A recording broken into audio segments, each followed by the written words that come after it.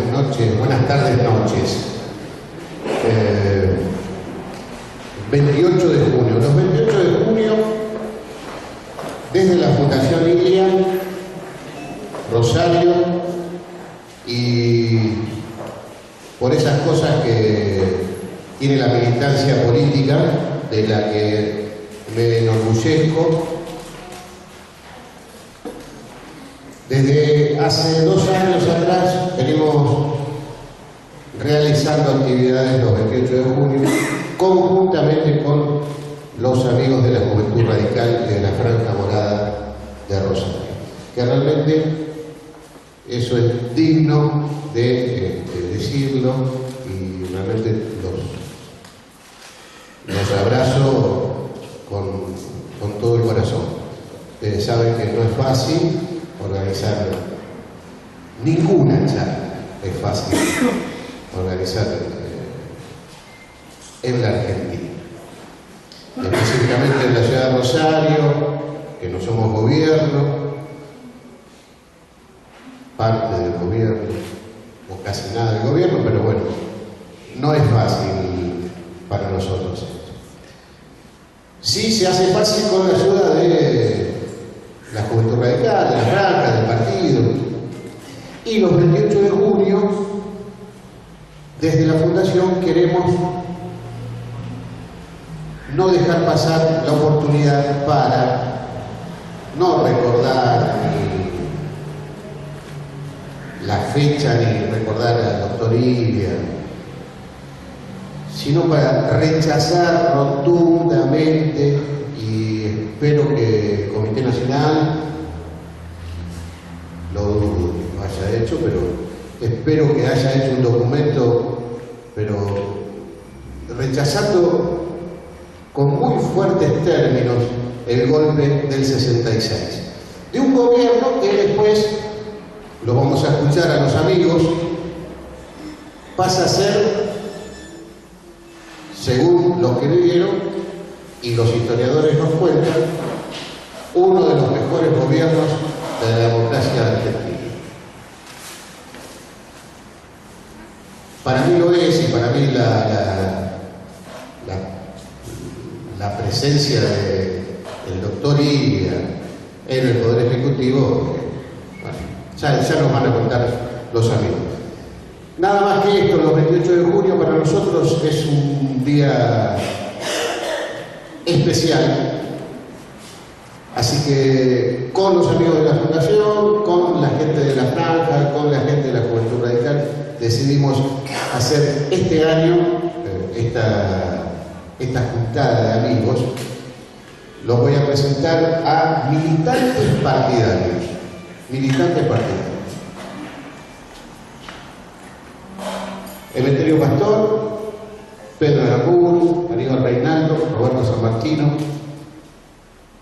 Los convocamos a ellos por una cuestión de edad, de viejos, de viejos militantes, pero estos tipos, estos viejos amigos que estamos acostumbrados muchos a ver en esta casa, en este local partidario, eran Juventud Radical en ese momento. Entonces, el título de la charla es Militancia y Memoria, bueno, o algo por el estilo.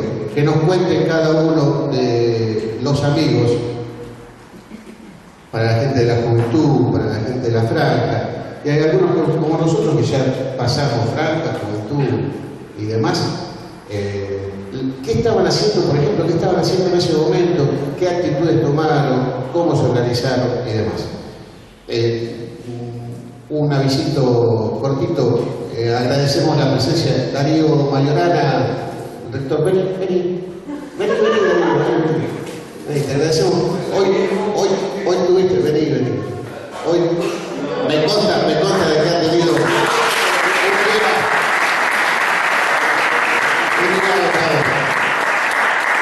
un día agotador. Bueno, el rector de la universidad. ¿Qué decir? Y después habla. Ahí está. Y después nos habla sobre el tema universitario que... Siéntese, rector, siéntese. Bueno, ahí está. Amigos, nos escuchamos.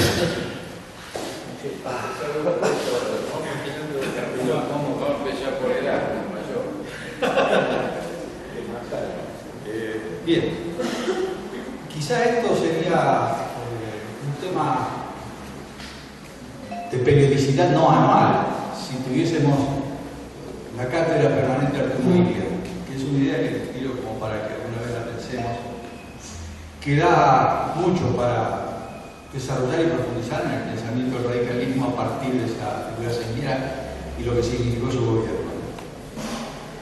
Claro, ¿qué hacíamos nosotros el 28 de junio de 1966? No es... Ese fue el hecho que produce un antes y un después, pero nosotros estábamos metidos en un desarrollo histórico difícil para la República y para el radicalismo en particular, que tenía que asumir, a partir de aquella elección que vino bastante amañada con la legislación que desde el Ministerio de Civil Villegas se había pergeñado, porque establecieron, entre otras cosas, la proporcionalidad en los colegios electorales, tratando de forzar un acuerdo del colegio electoral desde el ejército, de las Fuerzas Armadas, presionar para ese futuro acuerdo. Felizmente, Oscar Allende da su conformidad a la primera minoría, que era la Radical del Pueblo, y así se sumaron otros partidos que conformaron la mayoría que da origen a esa etapa. Etapa que yo creo que se juega en los términos que nos estamos jugando en esta Argentina desde siempre. ¿República o no república? Porque nosotros veníamos a enfrentarnos en esos momentos a todos aquellos que realizaron lo que hoy se llama el relato para caracterizar a un gobierno, desde las antípodas de lo que significaba el gobierno republicano de Arturo Umberto Illia. El radicalismo, a partir de ese momento, venía a reivindicar las instituciones de la Constitución, que establecía la Constitución. Y eso le molestaba al conjunto de fuerzas que después vamos a caracterizar. Pero el radicalismo venía a reivindicar la Constitución en sus instituciones y en su contenido. Y dentro del contenido hablamos del 14 bis y hablamos de todo el desarrollo del pensamiento nacional que caracterizaba la acción del radicalismo hasta entonces. Y pienso que hasta ahora. El conjunto de fuerzas que enfrentaban a esto partían desde las Fuerzas Armadas que condicionaban el proceso democrático, desde la caída de Perón, los sectores que venían ligados a los intereses petroleros, los sectores que tenían intereses varios en las corporaciones del momento, que utilizaron en esa alianza por la recuperación del poder también por parte del peronismo, a través del bandorismo y del mismísimo Perón, todo un frente difícil, instrumentando una fuerza para crear opinión pública adversa al gobierno a partir de una prensa, la prensa escrita, que era lo importante del momento. Y si nosotros nos ubicamos en ese momento, vamos a tener ejército, más CGT, más grupos concentrados, CGT fundamentalmente en manos del bandorismo, no era todo lo mismo. El desarrollismo autoritario, que configuraba que el proyecto de la gestión rápida, no importa dentro de qué, si democracia o no, estaba lo mismo. Y de este lado, el radicalismo que venía a sanear instituciones, a consolidar instituciones y a tratar de hacer docencia en la decencia, que costaba trabajo.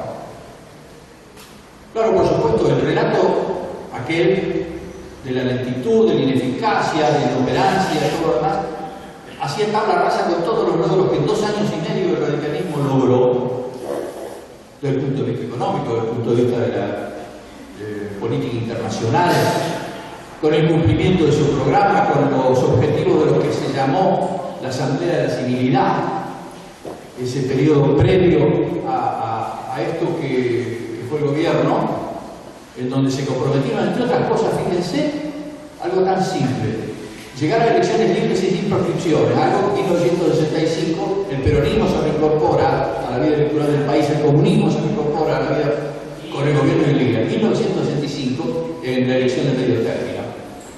Todo ese periodo en donde las universidades se recuperan para el proceso democrático, en donde las universidades fueron realmente súper atendidas desde el presupuesto, con una bonomía en cuanto a la comprensión de la libertad de cátedra, todo lo que ustedes saben que desde el punto de vista reformista reivindicamos, salimos a la calle a pedir y a reclamar. Y fuimos utilizados también en ese mismo relato por aquellos que nos mostraban cortando las calles, haciendo las primeras manifestaciones, las primeras sentadas y qué sé yo. Un conjunto de cosas bien manejadas por los neutas, por los Mariano Grondona, los Mariano Montemayor, los Jacobo Timerman y otros medios, llegaron a crear un clima y a anticipar un golpe de Estado que fue el más anticipado, el más organizado y casi el más aceptado por la población. Vengo a la anécdota entonces para no extenderme mucho. El 28 de junio golpean a la puerta tarde de mi casa, golpean a la ventana. ¿Somos quiénes? Gorka, que venía con el gordo Sanguinetti a buscarme. ¿A qué? Tumbaron el gobierno de Granada. Vamos. No pregunté a dónde, nos fuimos. Salimos con el coche y vamos a la Facultad de Ciencias Económicas. La idea luego era: tomemos ciencia económica, demos un comunicado, hagamos esa suerte de resistencia desesperada. Éramos 4 o 5, estaba Sanguinetti, Gogo, Flaco Vitti, creo que estaba el Petiso Garat. Y nos sentamos ahí, hablamos por teléfono con Samuel Gorbán, el decano, le dijimos que esto es lo que estábamos haciendo en su despacho. Nos dijo: y bueno, sí, háganlo. ¿Qué íbamos a hacer? Un comunicado para oponernos al golpe del 28 de julio. Comunicado que no se terminó de hacer ni de redactar por los nervios que teníamos por poner las manos sobre la oliveta y acertar las teclas. Y segundo, porque Gendarmería, que estaba enfrente por Boulevard Oroño, se enteraron de que había 4 o 5 locos tomando la facultad y se vinieron y nos corrieron. Y salimos por Calle Balcarce. Dimos la vuelta, terminamos por Alvear y Córdoba. En Alvear y Córdoba estaba el Pontiac 51 de Eugenio Malaponte de Riva, que se iba a Santa Fe ante esta infausta nueva y tenía que ir como presidente del Senado a entregar el poder. Cambiamos unas palabras, el color y todo lo demás. Lo veníamos conversando todos los días esto del golpe. Curiosamente, nosotros seguimos en lo mismo. En aquellos años costaba mucho ser radical, muchísimo, porque estaba atado a los pequeños burgueses, a lo liberal, a lo viejo, a lo democrático, a la democracia formal. Nos calificaban así. La onda venía por otro lado, venía el hombre nuevo, venía el fojismo, venía el directo a la siniestra de la iglesia de Italia, con el directo a la siniestra del Partido Demócrata Cristiano, la teología de la liberación. Es decir, que nos encontramos que con los tipos que lo habían echado efectivamente a Perón en el 55, pintando Cristo vence en los aviones, el 16 de junio cuando lo bombardearon, los hijos de ellos estaban arrepentidos y con culpa por haber hecho aquello, porque ojo, no fue Berlín, no fue la RAL los que pilotearon esos aviones, que algún día habría que hablar de todo eso. Bueno, los hijos de aquellos católicos del nacionalismo católico también se arremaban al nombre nuevo y eran la onda era esa. Nosotros éramos los tontos de la universidad. Para levantarte una mina te tenías que volver loco si decías que era radical. No te volvías, nadie te daba bolilla. Nadie. Así todos seguimos en esa noche, cada uno a su casa, a llorar al día siguiente, nos juntamos.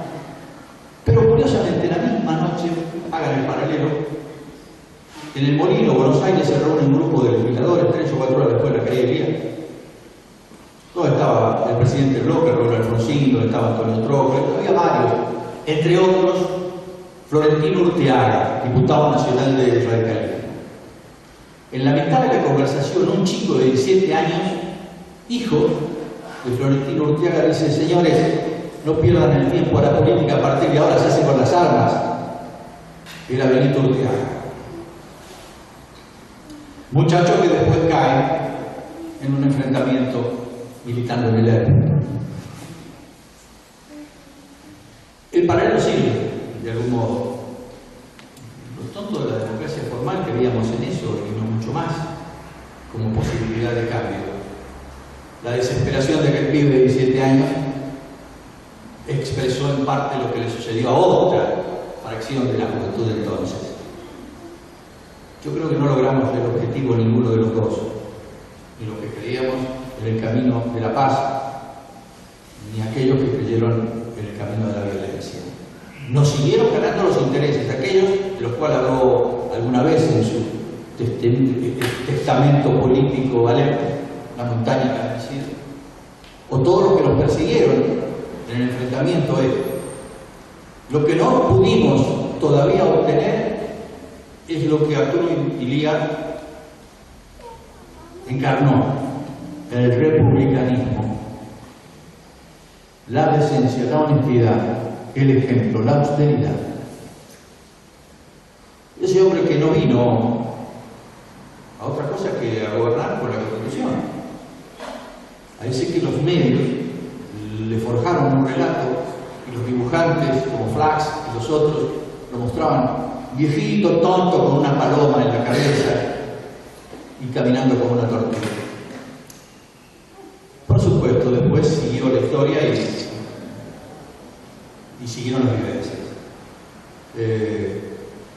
Eso fue lo que hicimos, lo que me tocó a mí, junto con 4 o 5 amigos, vivenciar con bronca, dolor e impotencia, un 28 de julio, en la Facultad Económica, corrido por la Gendarmería, que ni siquiera se preocupó en corrernos. Hizo así, nos vio.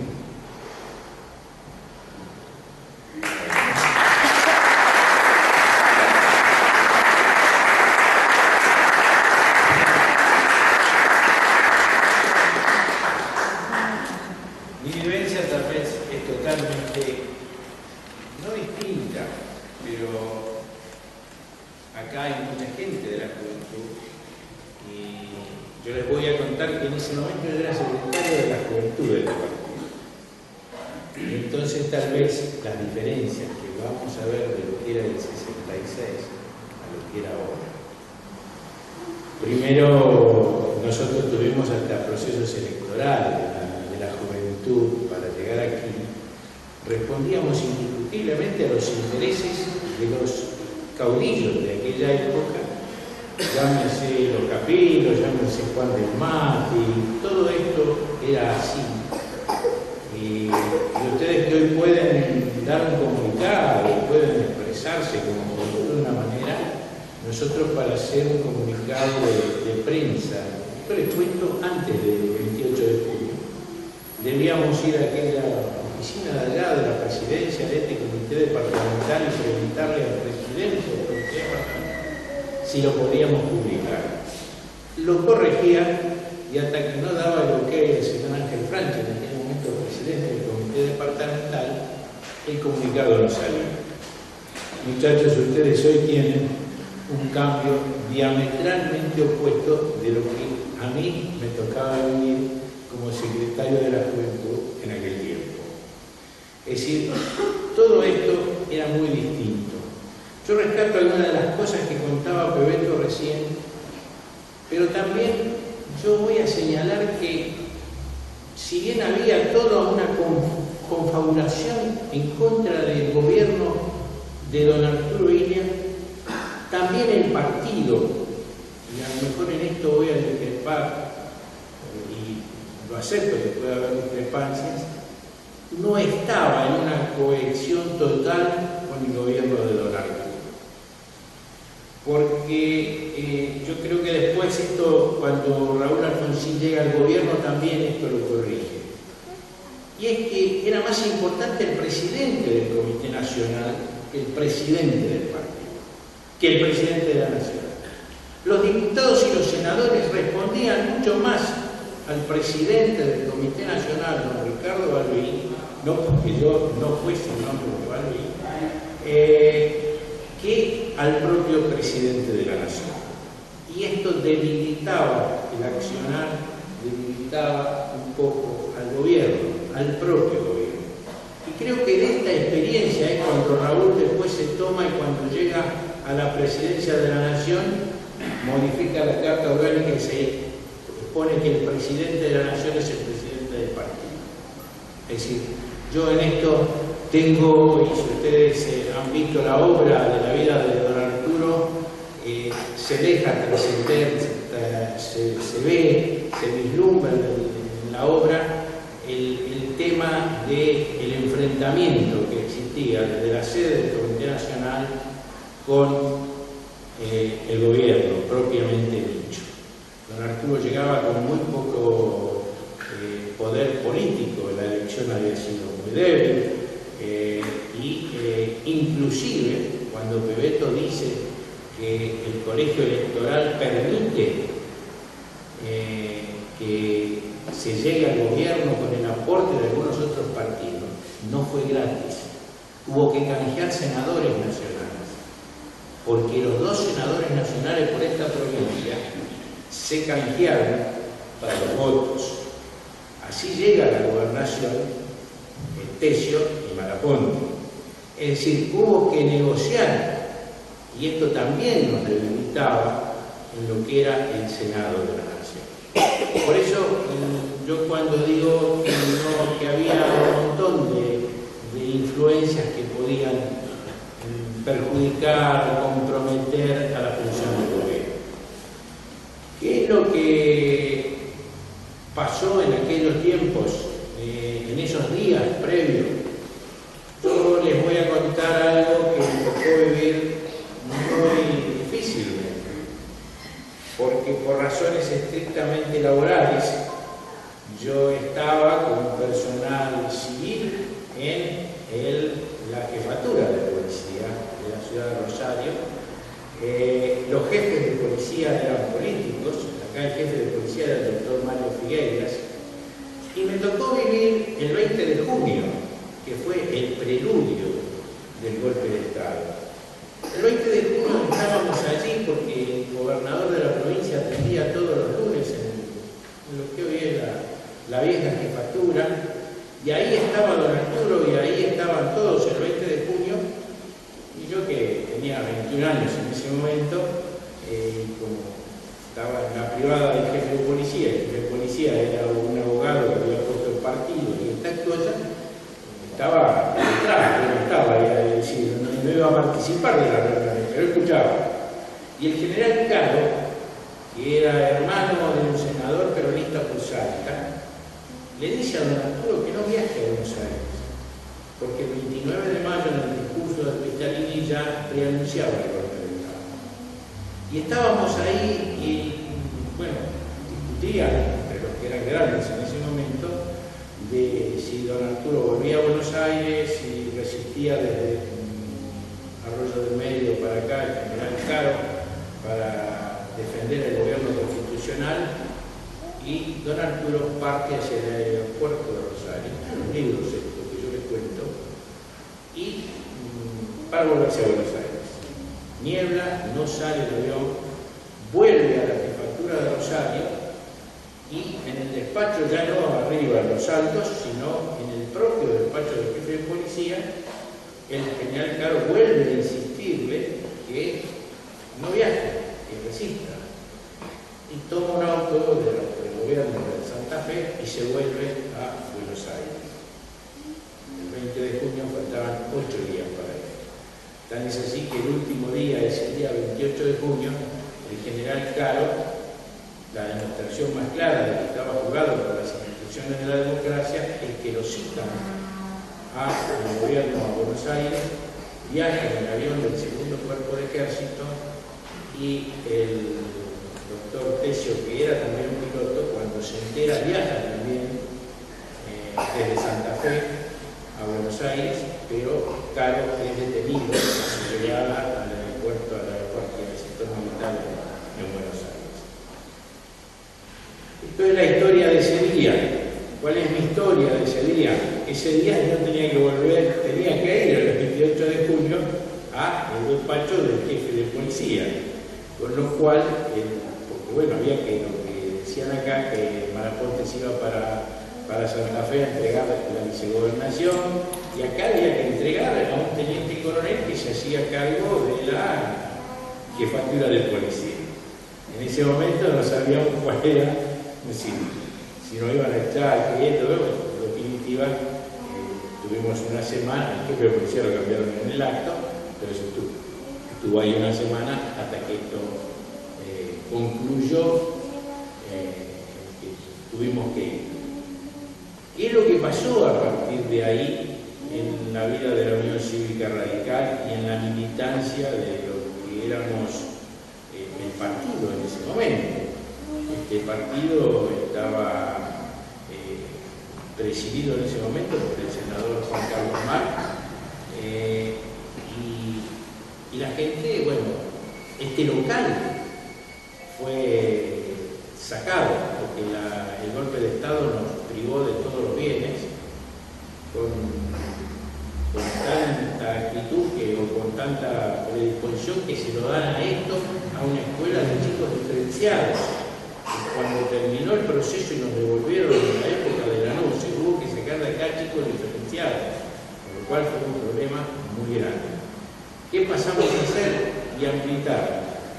En el caso particular, junto a todos estos viejos caudillos que existían en esta ciudad, llámese don José Costarelli, Marcelo Piachero, Aníbal le va a contar después todo lo que vivimos en esa época, militando con ellos, haciendo la tarea de recorrer los barrios.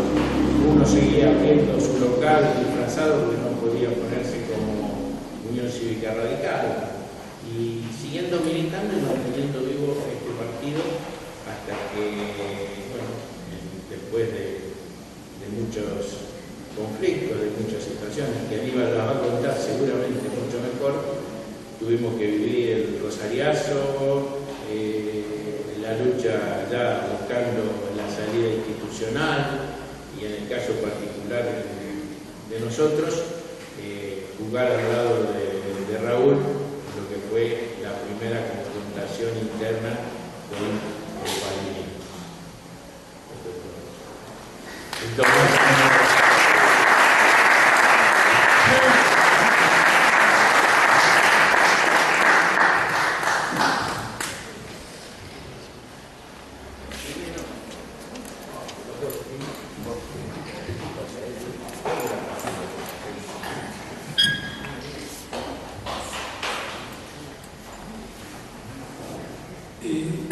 antes de recordar que fueron las vivencias de los momentos de ese día, es una pequeña síntesis de lo que fueron actos fundacionales en medida de una trascendencia notable del gobierno de Ilia, y donde a partir de ese momento tal vez empezamos a sellar la suerte de ese gobierno, de la revolución democrática, como le gustaba denominar a don Arturo su gestión de gobierno. En la plataforma del año 63, el radicalismo condensó esa plataforma en los 7 puntos. Uno de esos 7 puntos era anular los contratos de petróleo que había llevado a cabo en el año 58 Arturo Frondizi, que en el año 54 había escrito el libro Petróleo y Política, denunciando la entrega brutal que hacía Perón a la Standard Oil de California, donde prácticamente la provincia, media provincia de Santa Cruz y Chubut, estaba entregado hasta en la parte que atañe a la soberanía provincial de esa región. Ese año hicimos la campaña del radicalismo con el eslogan que salve al petróleo argentino en base a la denuncia de Frondizi.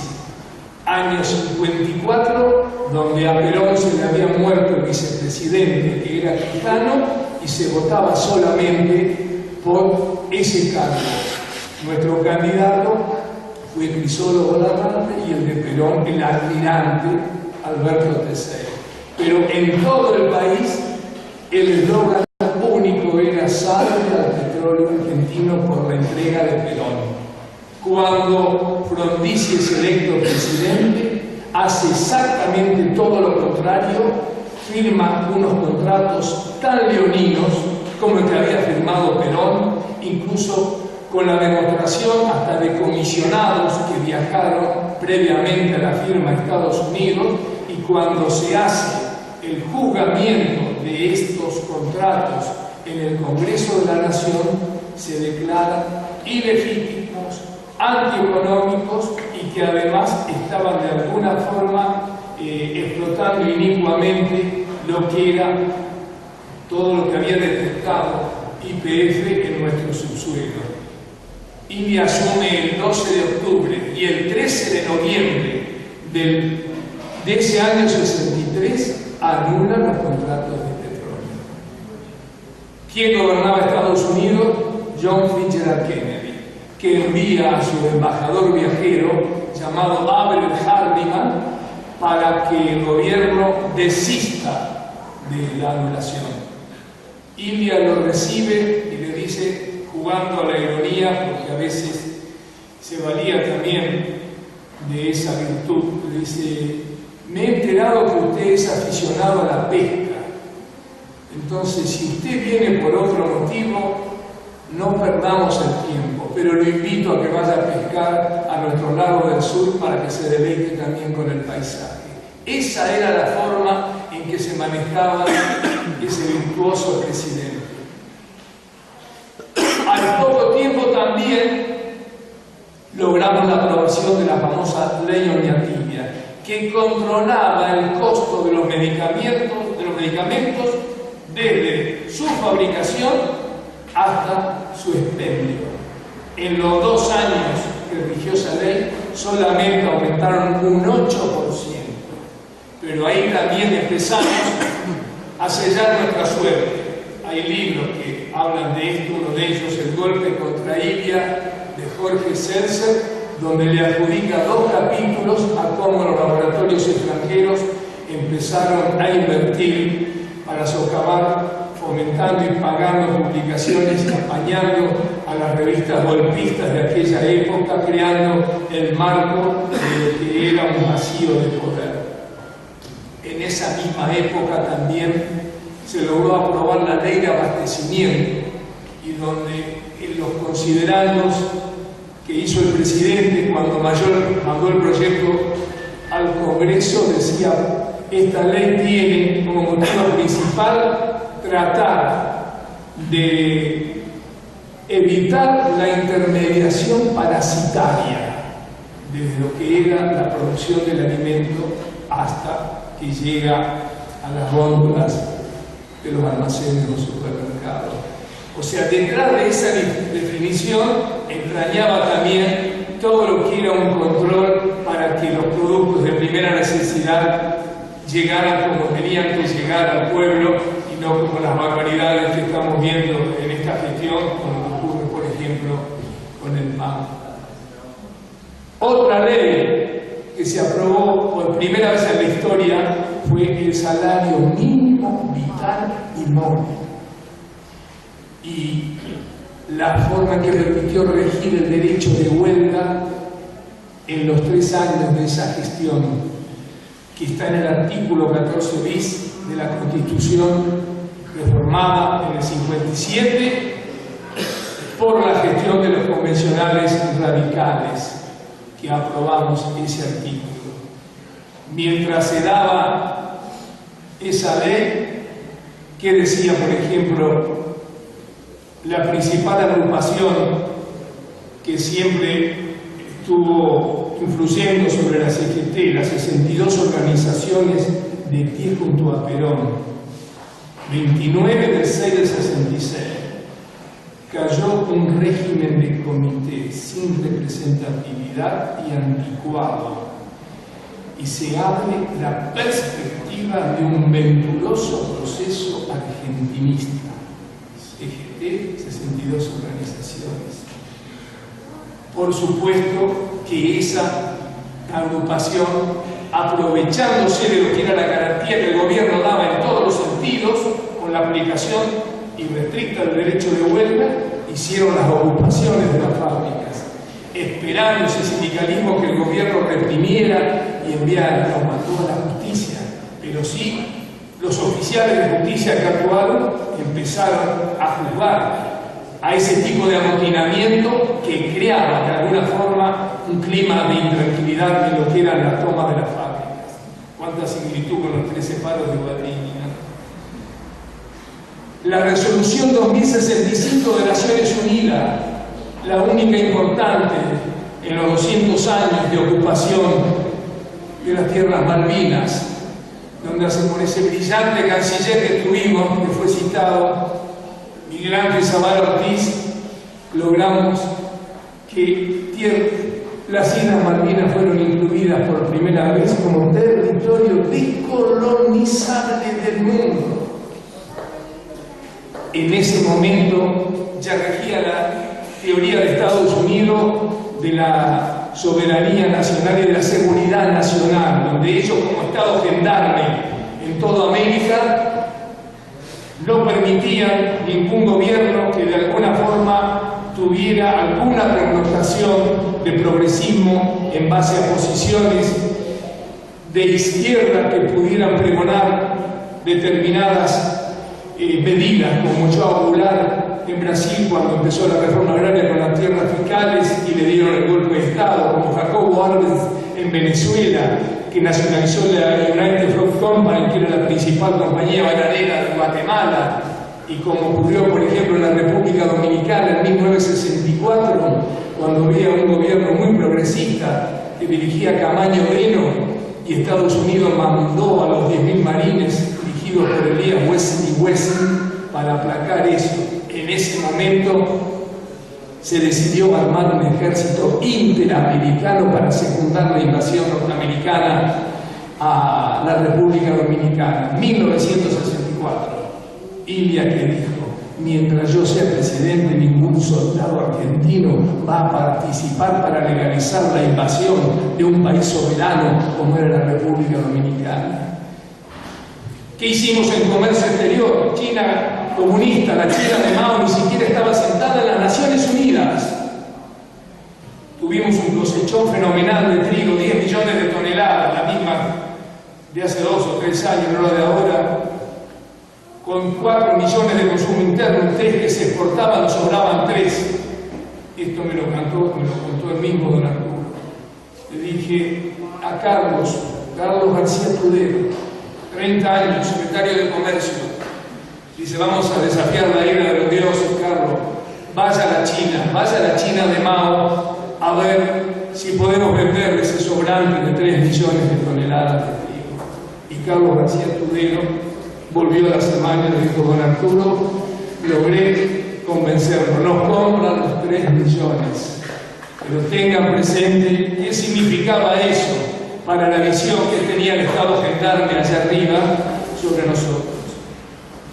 Yo pienso que después de estos 5 o 6 ejemplos, pero que de alguna forma son testimoniales y fuertes en lo que es la decisión de un presidente que se jugaba valientemente contra todo ese orden que a veces trataba de determinar el funcionamiento del mundo, de alguna forma fue determinante que se llegara a ese nefasto 28 de julio.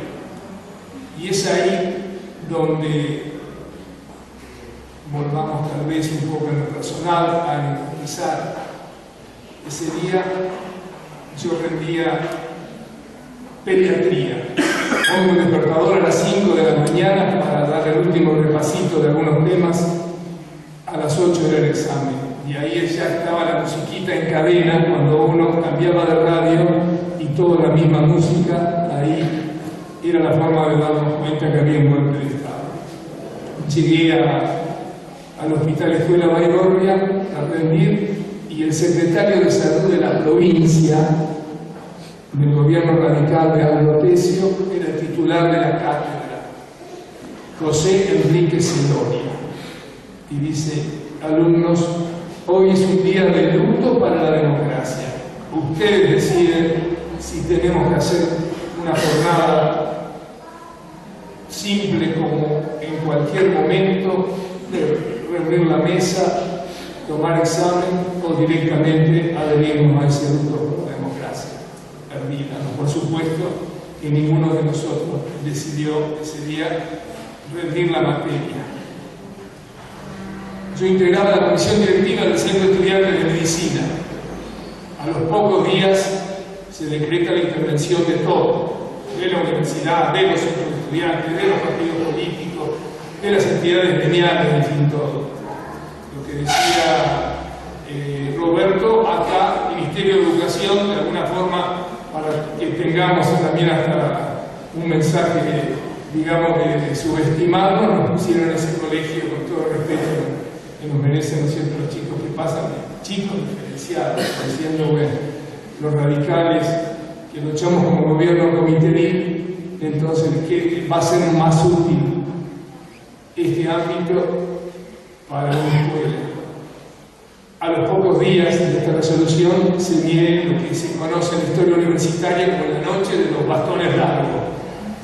Así, porque es intervenida salvajemente en la universidad, apresados docentes, dirigentes estudiantiles, entrando a machetazo y bayoneta calada al ámbito del rectorado de Buenos Aires.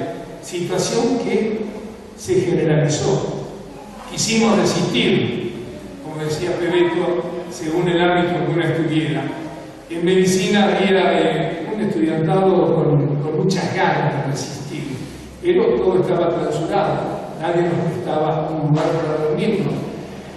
En ese momento ya había algunos curas tercermundistas, la doctrina social de la Iglesia, enfrentados a un obispado reaccionario que estuvo presente cuando asumió Onganía, como era el obispado de Cajiano. Entonces Santiago Maguay, un cura tercermundista del Bajo Saladillo, iglesia del Itatí, nos prestó la iglesia para hacer la asamblea clandestina ahí. Pero la policía del escuadrón nos descubrió, y pese a que éramos cerca de 600 estudiantes, cayeron con todo, 60 fueron detenidos, nos metimos mucho en los corrales de la CAP, de la vecino, a la iglesia. Yo, para ayudar a una chica que había enganchado en el alambrado, me quebraron el dedo de un machetazo, pero me metí entre las vacas y me salvé de caer preso. Y esta gente estuvo como 15 días, así que las pintadas de Rosario, era el juez que los tenía era Felipe Sexté, que me acuerdo como si fuera ahora, y decíamos libertad a los detenidos. En fin, pero de alguna forma esta resistencia después la plasmamos en agradecimiento. A este cura le armamos un centro de atención médica en la misma iglesia, y durante 2 años fuimos en turnos a atender ahí, hasta que después este mismo cura también en determinado momento fue detenido, y ahí cesamos también nuestra participación en ese ámbito. Pero paralelamente tratábamos de mantener dentro de lo que era la prohibición para todo, la militancia como se pudiera. En esa época me acuerdo que alquilamos un local a Norma Data, que trabaja en el Consejo, que nos alquiló una pieza, UM 2088, la pagábamos Bebeto, Guillermo, vos, Franco Vitti, poníamos la moneda de aquella época, eran 1.000 pesos por mes para pagar los 8.000 que nos cobraba Norma. Pero era una forma de tener un lugar para reunirnos y armar cosas, de alguna forma, para resistir a este mesiánico que quería quedarse 20 años, como era Onganía. Y a veces tratábamos también, dentro de lo que era una hermosa utopía, insertarnos en los barrios.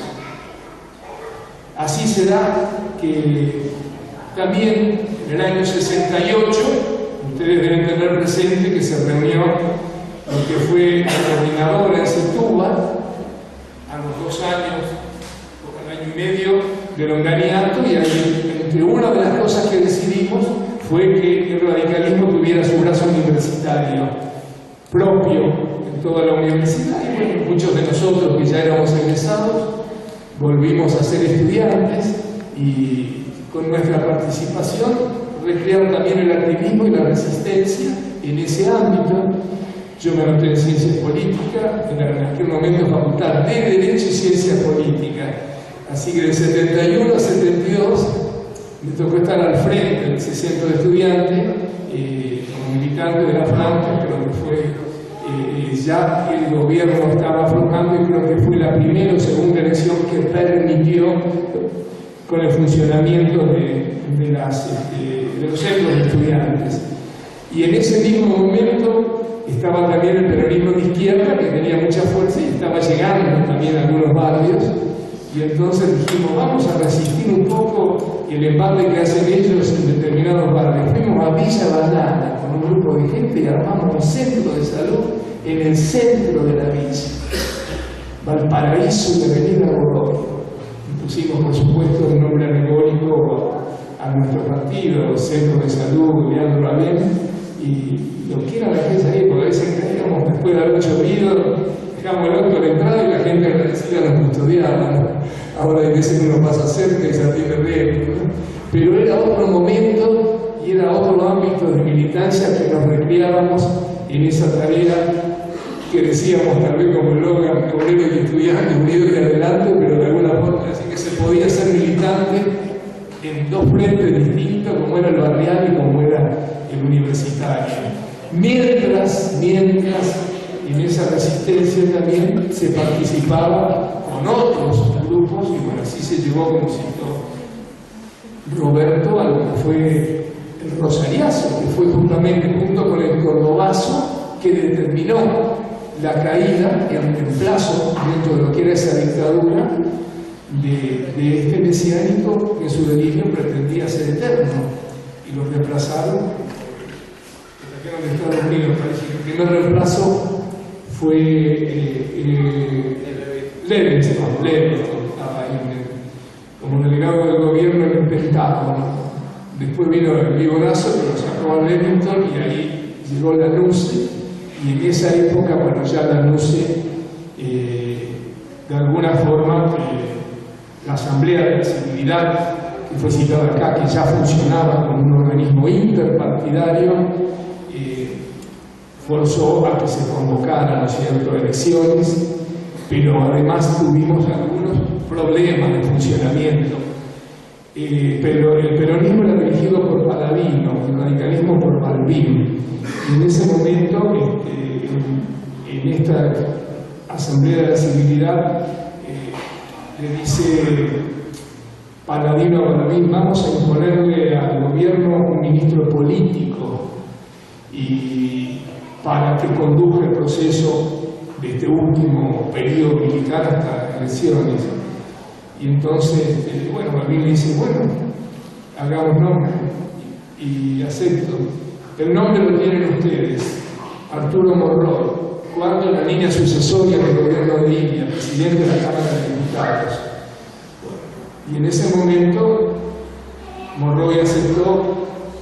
Ustedes sabrán que después los montoneros lo ultimaron algunos años después a la salida de un local en Gran Buenos Aires. Sí. Y en ese momento lo difícil que para nosotros la militancia, que decían que nosotros formábamos parte del gran acuerdo nacional. Entonces era difícil ser presidente de un centro de estudiantes que decía elecciones libres, sin prohibiciones, sin condicionamientos. Era, como decía Pelleto, la partidocracia burguesa del gran acuerdo nacional. Mientras los distintos sectores de la UCRA, ni golpe ni elección, revolución, ni golpe ni elección, insurrección. ¿Se dan cuenta lo que era militar en esa época? Pero estábamos convencidos que había que hacerlo de esa forma y luchar por recuperar la democracia, como después se logró. En lo personal, ya para cerrar, yo tuve la posibilidad de disfrutar de la compañía de don Arturo dentro de lo que era, bueno, mi juventud de aquella época, ¿no? Él venía las veces que lo convocaran porque militaba con la humildad como lo hacía cualquiera de nosotros. Yo creo que fue tal vez en el último viaje a Rosario, recuerdo bien si fines del 81 o principios del 82, la agenda de la mañana había sido ir a San Lorenzo y dar una charla en la escuela que funciona en el convento de San Lorenzo. San Carlos. Ella tenía su enfisema, una enfermedad que reduce la capacidad de fuelle del pulmón por su tabaquismo acendrado. Entonces termina la conferencia, la charla ahí en el colegio, y viene el director del convento y le dice: bueno, don Arturo, doctor Ilia, queremos invitarlo a recorrer con usted las instalaciones del convento. Entonces me dan el plano y yo le digo por lo bajo: don Arturo tiene 200 escalones, no hay ascensor, no sé cómo va a aguantar. Estudie bien descanso, poner un descanso y me pueda parar 15 minutos. Entonces miro así la cama de San Martín, que está a mitad del camino. Bueno, y así, haciendo ese descanso, llegó hasta arriba. Con esto de ser, que sé yo, la foto más linda que yo tengo de toda mi actividad política, estoy con él en los altos del convento de San Lorenzo, mientras el director nos está dando la explicación que San Martín desde ahí estaba avistando el desembarco, mientras teníamos cierto lo que sabemos por historia, los soldados. Pero el relato le transmite a él, digamos, meterse en el túnel de la historia, y esa mirada perdida de la inmensidad me la transmite a mí. Quedamos todos ahí absortos en lo que era la explicación y lo que es imaginarnos ese momento. A la vuelta veníamos solos. Entonces yo digo: don Arturo, ¿sabe quién está internado? Yo venía por casi Córdoba a 2000. ¿Quién está internado aquí a la vuelta en San Antonio Parque? Un embajador suyo y compañero de estudio suyo. ¿Quién? Digo: el doctor Abelardo Caro, padre de una militante nuestra de aquella época, responsable de Agraria, Patricia Caro. Y me dice: y está muy grave, pero se va a morir. Vamos a verlo. Giré el coche, estacioné, entré con él hasta la habitación, yo iba todos los días a verlo, al doctor Caro. Y bueno, la gente veía, era fácilmente identificable, como si caminara una estatua de mármol, pero a su vez reverenciándolo con la mirada y el saludo. Y algo que yo nunca vi en mi vida de médico: el doctor Cancha estaba desde el día anterior lo que se llama precoma hepático, donde está prácticamente ya perdido el contacto, ¿no es cierto?, con el mundo, ¿no? Y cuando él entra y se ve su silueta en el marco de la puerta, testigo de esto los hijos, ¿no? Y le dice el doctor K: ¿usted, don Arturo? Y él le dice: pero amigo Abelardo, ¿cómo no iba a venir a verlo sabiendo que usted está pasando por un trance medio dificultoso de su salud? Al día siguiente se murió el doctor K. Estuvo en lo que sería ese intervalo lúcido de un instante pre-morte, la posibilidad de verlo a alguien tan querido por él que lo había nombrado en su gestión embajador en China, para que ustedes vean la dimensión que tenía para la figura de don Arturo, la amistad que tenía con este colega. Bueno, yo pienso que de alguna forma, al relatar tal vez esta intimidad, pero que de alguna forma testifica que era la disposición permanente de él para todo y para con todo, nos deja, digamos, recuerdo en este 28 de junio tan nefasto para la historia del país, de haber tenido un grande entre nosotros para el país, y que algunos hemos podido disfrutar de su cercanía para tener este recuerdo para siempre.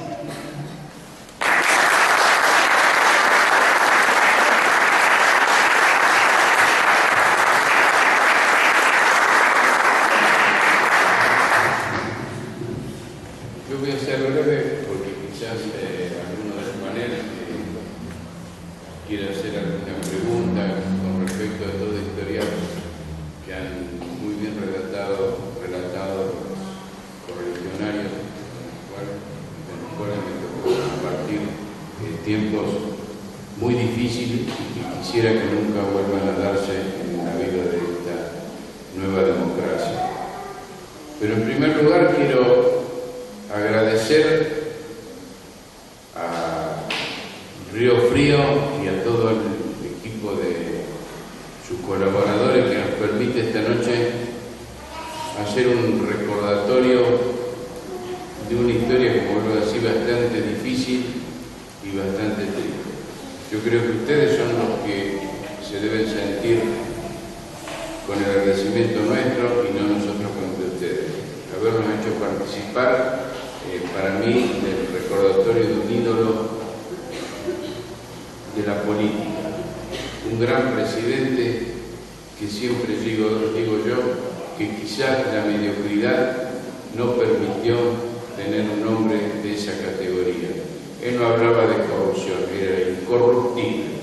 Hoy creo que todo eso va a ser muy difícil de volver a encontrar. Pienso que falta alguien acá y lo voy a decir con nombre y apellido. El día martes me encontré al presidente del partido, el ingeniero Mario Barlet, y le pregunté, vamos con Aníbal en el Savoy Senado, ¿vas a participar de este acontecimiento histórico de uno de los hombres radicales más honestos e incorruptos? Me dijo, y no sé si voy a poder venir, porque hay que decir las cosas como valentía. Y se habían mandado un recordatorio, no sé si lo recibiste. El presidente del partido está invitado y no mandó. Fíjense ustedes que acá hay militancia que está participando y las verdaderas autoridades que están en este momento representando a nuestro partido no han tenido, digamos, de comparecer. Es así, en cambio, acá el Mayorano, rector de la universidad, que pese al cansancio y que en su vista lo demuestra, está participando de este hecho histórico, porque esta es una noche histórica. Y para más de un presidente como don Arturo India, que fue uno de los instrumentadores del plan de alfabetización, que concierne vos en gran parte de esta historia. Yo solamente recuerdo alguna historia con tristeza y la noche de la caída de don Arturo India con don Arturo Leguto, un viejo dirigente de la asociación de Alberdi que pertenecía y con el cual yo colaboraba con el doctor Fonso a la Comisión de Previsión Social, nos encontrábamos esa noche por una casualidad para hacer gestión al día siguiente en un hotel de Avenida de Mayo. En las 4 de la mañana, más o menos sobre la madrugada, se siente el órdenes de mando y la Policía Federal haciendo un operativo de avanzada para invadir y poder derrocar al presidente India. Que luego una patota de militares atropella. Nosotros no tuvimos la suerte de poder llegar porque ya los cordones estaban tendidos, pero hubo muchos correligionarios que defendieron su posición y fueron manoseados. El presidente le dijo, los trató como seres inhumanos, falta de Argentina. Esa es una parte de la que yo recuerdo. El resto lo ha comentado acá Aníbal, San Martín, Bebeto Aramburu. Compartimos tiempos difíciles, pero fuimos militantes. Y no se olviden que la militancia es lo que enamora a la política. Desgraciadamente hoy estamos rodeados de operadores. Por eso el Partido Radical está ocupando el lugar y el sitio que le corresponde. Jóvenes, tengan en cuenta que la militancia es lo único que vale. Hoy el Partido Radical sigue con sus puertas abiertas porque tiene militantes. Pero tenemos que cuidar esto, cuidemos defendemos la democracia. Todo tipo de gobierno no tiene ningún tipo de valor si no tiene militantes y no tiene la fuerza para seguir adelante. Por eso dejo yo al panel que quiere hacer alguna pregunta.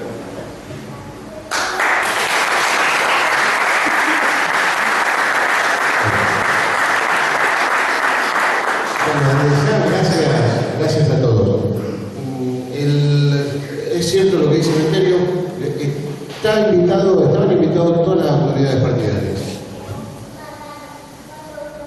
Desde el presidente del Comité Nacional, el presidente del Comité Provincial, y bueno, de hecho, el presidente del partido acá de Rosario nos estuvo acompañando hoy al mediodía y está trabajando en este momento, pero dijo que podía llegar más tarde.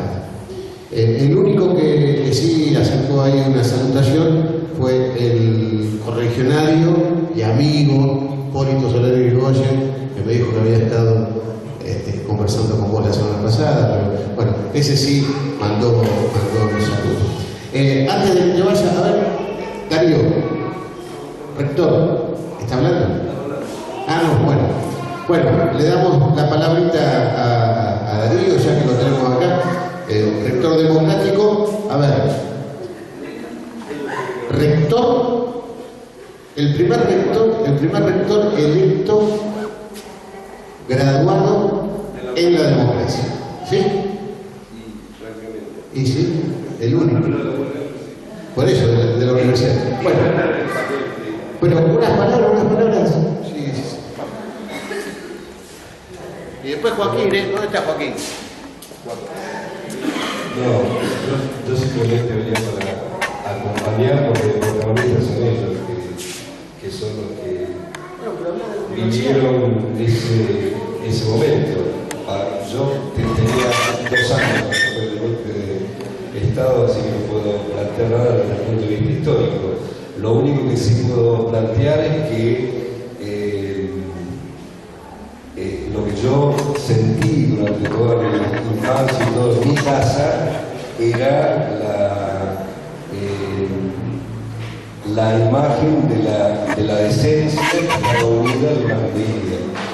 En mi casa se decía que durante la presidencia de Ilia, él no admitía gasto reservado, que no admitía que se comprara whisky en la casa de gobierno, que no admitía una serie de cosas que eran justamente un ejemplo de virtud republicana.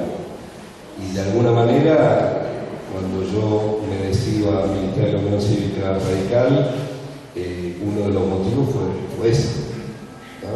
Porque yo siempre lo planteo, yo sí viví más chico lo que fue el golpe contra Isabel y demás, y para mí, siendo chico, el presidente tenía el rango de teniente coronel, de teniente general, porque todo lo que he visto por televisión siempre que el presidente era militar.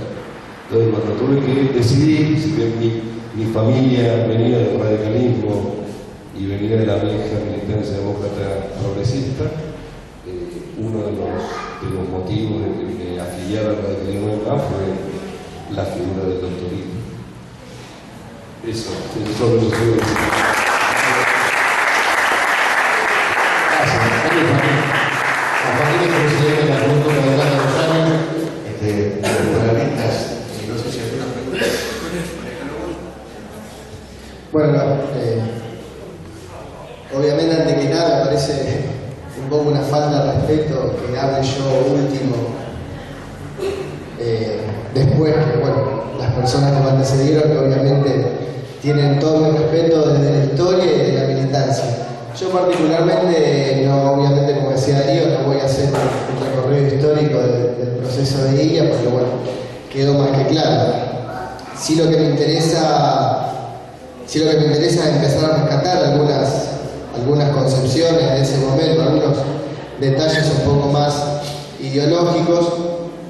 Digo, muchas veces cuando empezamos a reflexionar sobre el radicalismo de ese momento y sobre la construcción ideológica en el cual se va apagarando el radicalismo, digo, empezamos muchas veces, caemos en el análisis post-83, que es ese análisis del radicalismo, si somos radicalismo de centro-izquierda, radicalismo de centro-derecha, radicalismo de centro, y me parece que cuando uno empieza a ver el proceso con Ilia, digo, tanto bueno, Irigoyen, Ilia, digamos, grandes personas de este partido, digo, también ahí no había una gran concepción de eso, si somos izquierda, somos derecha, digo, me parece que era un radicalismo que tenían claro que era popular, que era nacional y que estaba arraigado en la cultura del pueblo y que verdaderamente representaba a esos sectores medios bajos de la sociedad argentina, y a las clases bajas las sacaba de esa condición de no ciudadano y las volvía a incorporar en el esquema social. Digo, me parece como joven que hay que rescatar eso de ese proceso, esa parte del gobierno de Ilia, digo, y esa parte del partido de, como decía Aníbal, abrir el centro de salud en el barrio, en la villa, volver al centro cultural barrial, volver verdaderamente a los sectores más desprotegidos de la sociedad, porque evidentemente tenemos toda una historia que nos avala, que nos aprueba y que nos dice que ese es el camino que nos llevó a la presidencia durante en muchos procesos históricos, nos llevó a la presidencia, y me parece que es el único momento y el único modelo que tenemos que volver a recuperar para que nos lleve de vuelta a la presidencia, digo, para volver a ganar espacio dentro del Estado, pero digo, con un sustento social que nos garantice a nosotros transformar la realidad verdaderamente. Creo que ese es un poco mi aporte, y bueno, no sé si, como decía, creo si hay alguna pregunta o algo. A ver, yo lo que les decía, en medio minutito, después yo con una palabrita vos como jefe del partido. Yo lo que le decía hoy a la mañana, esta mesa, que son amigos, no son ni dioses ni nada, son hombres militantes de la Unión Cívica Radical. Yo no tuve la posibilidad de estar en la platea siendo militante de la Juventud Radical o de la Franca, que un panel me hable sobre las vivencias de esas cosas. Por eso le decía que, y tiene razón Emeterio en varias cosas, pero en esta también, de que esta es una mesa histórica. ¿Sí? Así que, chicos, si alguien tiene alguna inquietud, alguna pregunta que no fue más o menos bien, ¿no? Bueno, listo, Choco, sus palabras.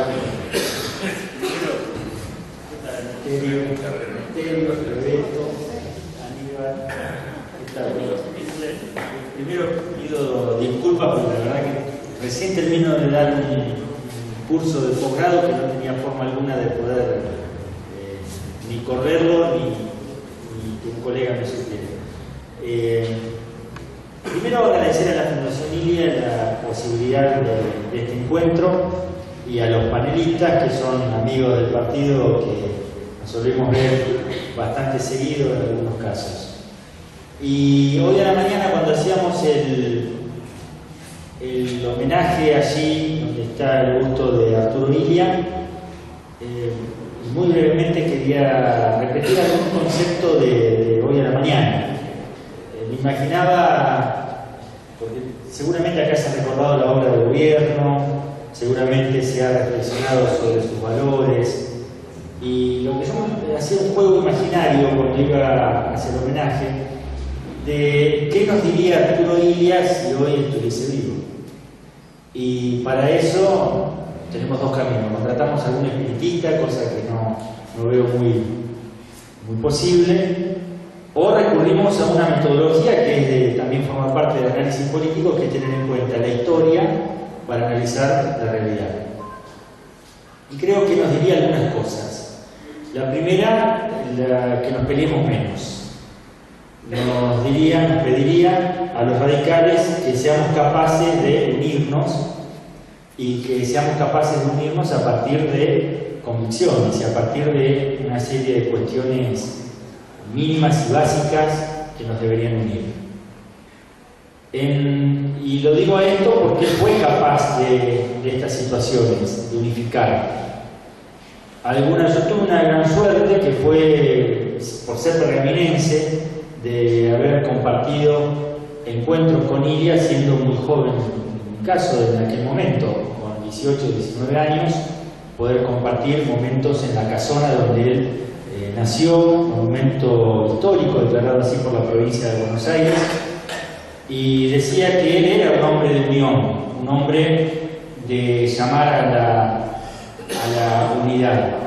Recuerdo, muchos seguramente hemos estado, Aníbal seguro, en aquella convención de junio de 1982, luego del acto en Castro Barros, convención nacional que se realiza en el Comité Nacional, en el Comité Capital, donde él hace recurre a esa famosa frase de calma radicales, cuando se discutía si ante la muerte de Balbín y Sardielo era Contini el presidente del Comité Nacional o había que elegir un nuevo presidente.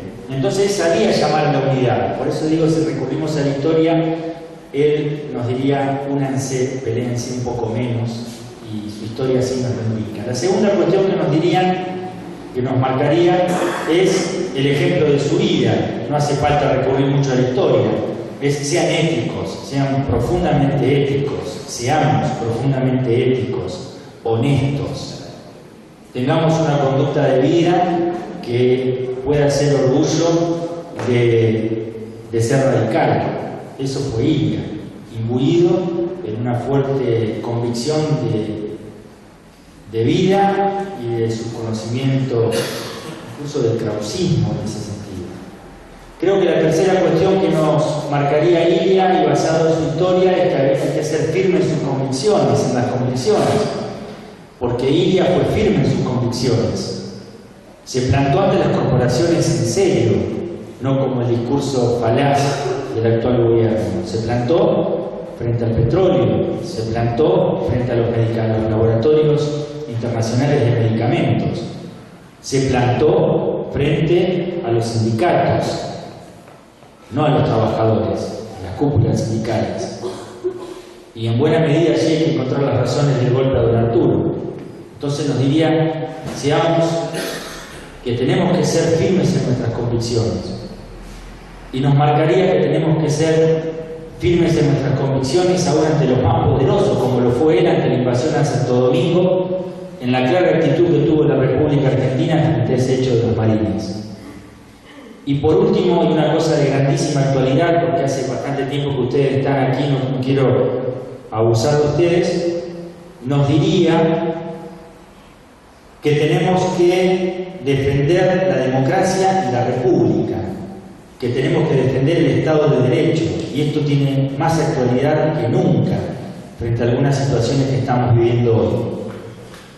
Y por último, y me cabe como con la responsabilidad que los radicales nos han otorgado, que cuidemos al partido, que para cuidar la democracia, para cuidar la república, el Estado de Derecho, hay que cuidar al partido.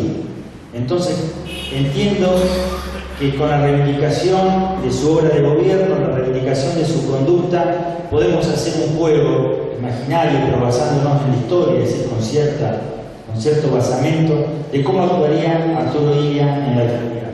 Ojalá que estemos a la altura de estas circunstancias, no a la altura de él. Son hombres inmensurablemente grandes como para pretender estar a esa altura. Simplemente que necesitamos de esos ejemplos para momentos difíciles, recurrir a ellos y sacar fuerzas y trabajar por nuestro partido, por la democracia, por el Estado de Derecho. Quiero agradecer a los panelistas, creo que está el rector de la Universidad Nacional de Rosario. Muchas gracias por estar en esta actividad. Es un orgullo de todos los radicales que el rector pertenezca a nuestro partido y que están claramente identificados con él. Y a la Fundación Ilia por esta actividad. Así que pido disculpas por haber llegado tan tarde, no tenía otra posibilidad por mi trabajo, y les agradezco mucho la participación y la presencia.